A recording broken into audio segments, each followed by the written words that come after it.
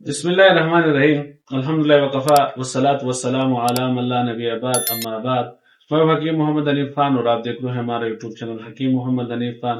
ہمارا موضوع ہے مقالہ سابعہ یعنی کہ 7واں مقالہ اور 7ویں مقالے کا فصل ثانی یعنی کہ دوسری فصل ہے ذات الریہ کے بارے میں۔ ذات الریہ یہ پھیپڑوں کے ورم کو کہتے ہیں کہ پھیپڑوں کا گرم ورم جو خون کے امتلاء یعنی کہ پھیپڑوں میں خون کے بھر جانے سے پیدا ہوتا ہے۔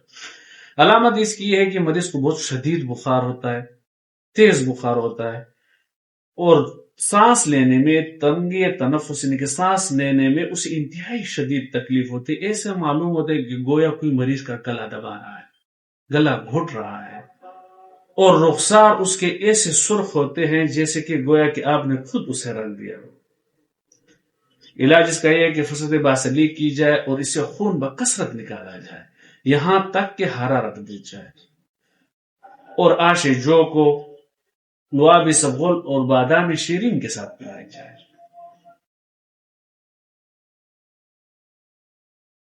غذاؤں میں اس سے آش جو بادام شیرین کے ساتھ